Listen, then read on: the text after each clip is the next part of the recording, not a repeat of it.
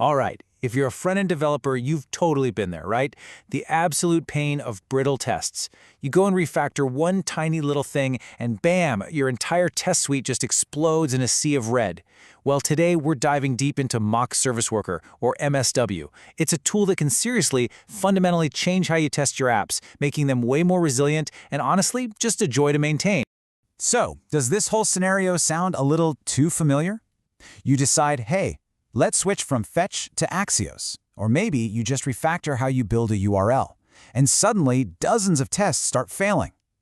That right there, that's the classic sign that your tests are way too tangled up with your implementation details and not nearly focused enough on the actual user experience. And this slide just illustrates the core issue perfectly. Look at the old way on the left. We're checking to see if fetch was called with some specific arguments. It's a test of how you're getting data. But the new way, the MSW way on the right, it tests what the user actually sees as a result.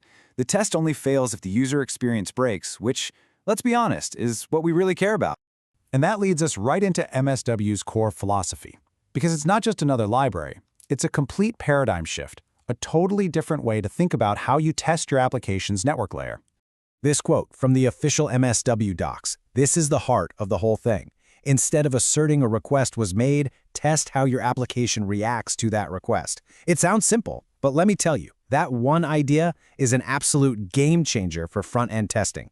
So you're probably wondering, okay, if I'm not checking that a request was made, how do I know my code is sending the right data? And the answer is actually pretty elegant. You build that validation right into your mock. If your login handler expects an email and doesn't get one, it should just return a 400 error, just like a real API would. Your mock handler becomes the assertion. And this is where the magic really happens. Your tests now start to fail for the right reasons. A bad request leads to a mock API error, which means your UI test fails only if your component doesn't handle that error gracefully. You're naturally pushed to build more resilient, more user-friendly applications without even thinking about it. Okay, so we've got the why down. That makes sense. Now let's get into the how. We'll start with the foundation. How to structure your mock handler so everything stays clean and easy to manage. So here's the best practice. Start simple.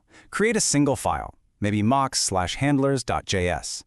This is where you'll define all your happy path scenarios. The successful responses you expect from your API when everything goes right.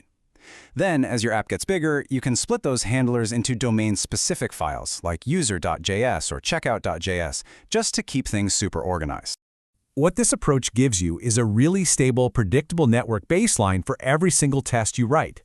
You're basically starting from a world where everything works perfectly, and from there, you can intentionally start breaking things to see how your app holds up. Which, of course, brings us to the next big question. How do you test all those what-ifs? What if the network fails? What if the server returns an error? Or just an empty list? How do you test that stuff without making a mess of your nice, clean, happy path setup?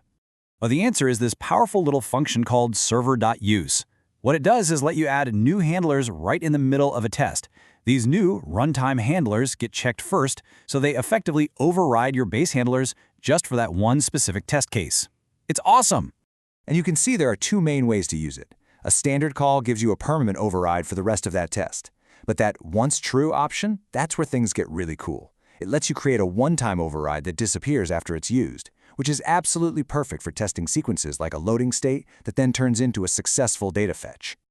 Now, this next part is absolutely 100% crucial.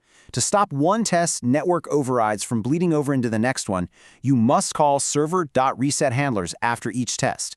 This is typically done in a global setup file, and it guarantees that every test starts fresh with a clean slate, just your base happy path handlers. Don't forget this. And get this.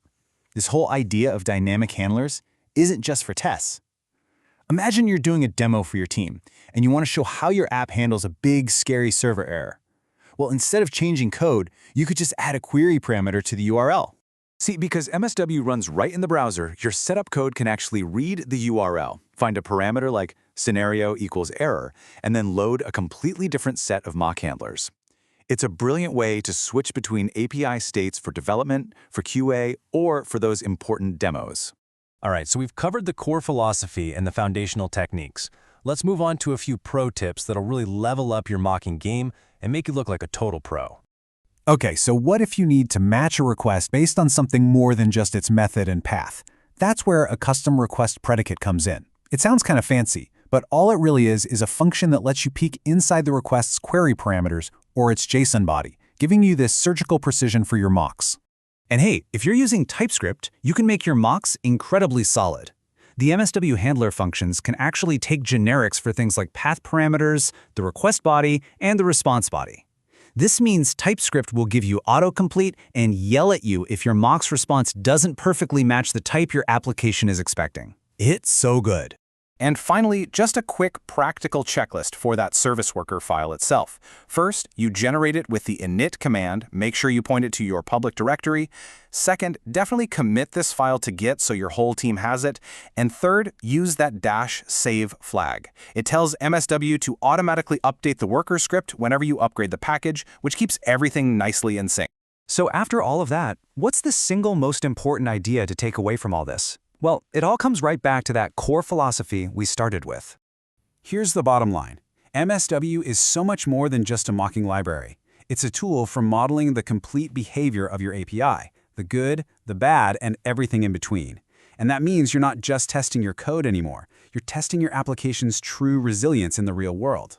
And so, I'll just leave you with this one final thought to chew on. If you were to fully embrace this philosophy, if your tests were completely disconnected from implementation and focused only on what the user actually experiences, how would that change the way you write code? How would it change the way you refactor and ultimately the quality of the software you build?